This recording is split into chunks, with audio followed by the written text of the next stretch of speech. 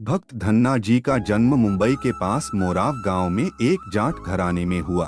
आपके माता पिता कृषि और पशुपालन करके अपना जीवन यापन करते थे। वह बहुत निर्धन थे। जैसे ही धन्ना बड़ा हुआ उसे भी पशु चराने के काम में लगा दिया। वह प्रतिदिन पशु चराने जाया करता। गांव के बाहर ही कच्चे तालाब के किनारे एक ठाकुर द्वार था जिसमें बहुत सारी ठाकुरों की मूर्तियां रखी हुई थी। लोग प्रतिदिन वहां आकर माथा टेकते व भेंट अर्पण करते। धन्ना पंडित को ठाकुरों की पूजा करते, स्नान करवाते व घंटियां खड़काते रोज देखता। अल्पबुद्धि का होने के कारण वह समझ न पाता। एक दिन उसके मन में आया कि देखते हैं कि क्या है। उसने एक दिन पंडित से पूछ ही लिया कि आप मूर्तियों के आगे बैठकर आप क्या करते हो? पंडित ने कहा, ठाकुर की सेवा करते हैं जिनसे कि मनोकामनाएं पूर्ण होती हैं। धन्ने ने कहा, यह ठाकुर मुझे भी दे दो। उससे छुटकारा पाने के लिए पंडित ने कपड़े में पत्थर लपेटकर दे दिया। घर जाकर धन्ने ने पत्थर को ठाकुर समझकर स्नान कराया और भोग लगाने के लिए कहने लगा। उसने ठाकुर के आगे बहुत याचना की। धन्ने ने कसम खाई कि यदि ठाकुर जी आप नहीं खाएंगे तो मैं भी भूखा ही रहूंगा। उसका यह प्रण देखकर प्रभु प्रकट हुए तथा रोटी खाई व लस्सी पी। इस प्रकार धन्ने ने अपने भोलेपन में पूजा करने और साफ मन से पत्थर में भी भगवान को पा लिया। जब धन्ने को लगन लगी उस समय उसके माता पिता बूढ़े हो चुके थे और अकेला नव युवक था। उसे ख्याल आया कि ठाकुर को पूजा से खुश करके यदि सब कुछ हासिल किया जा सकता है तो उसे अवश्य ही यह करना होगा जिससे घर की गरीबी चली जाए तथा सुख आए। ऐसा सोचकर ही वह पंडित के पास गया। पंडित ने पहले ठाकुर देने से मना कर दिया कि वह ठाकुर की पूजा अकेले नहीं कर पाएगा। दूसरा, तुम अनपढ़ हो। तीसरा, ठाकुर जी मंदिर के बिना कहीं नहीं रहते और नहीं प्रसन्न होते, इसलिए तुम जिद मत करो और खेतों की संभाल करो। पंडितों का धर्म है पूजा पाठ करना, जाट का कार्य है अनाज पैदा करना। परंतु धन्ना टस से मस न हुआ। अपनी पिटाई के डर से पंडित ने जो सालीग्राम मंदिर में फालतू पड़ा था उठाकर धन्ने को दे दिया और पूजा पाठ की विधि भी बता दी। पूरी रात धन्ने को नींद न आई।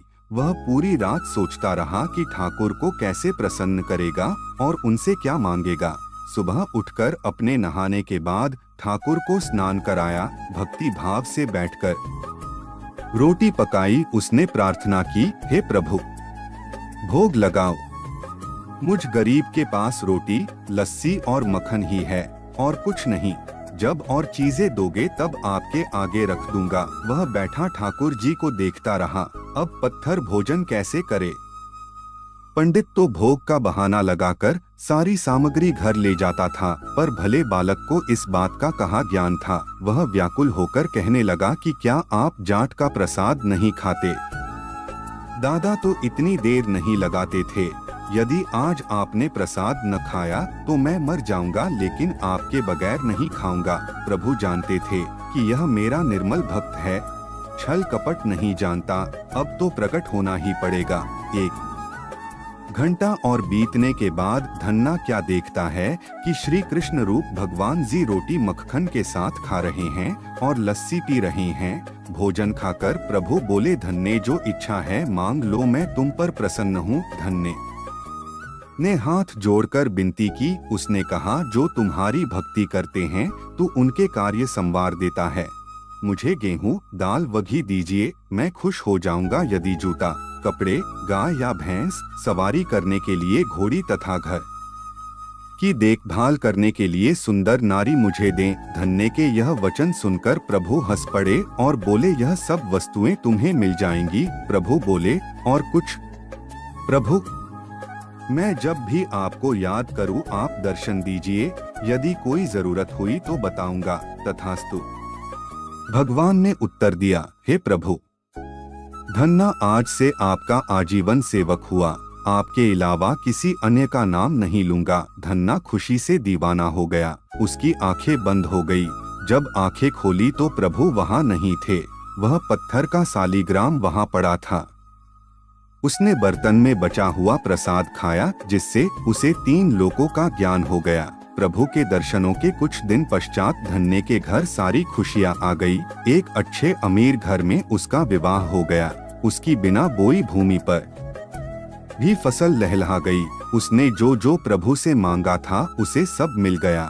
किसी ने धन्य को कहा, चाहे प्रभु तुम पर प्रसन्न हैं, तुम्हें फिर भी गुरु धारण करना चाहिए। उसने स्वामी रामानंद जी का नाम बताया। एक दिन अचानक ही रामानंद जी उधर से निकले।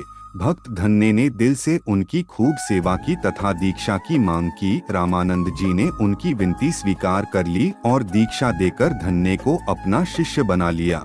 धन्ना भगवान के नाम का सुमिरन करने लगा।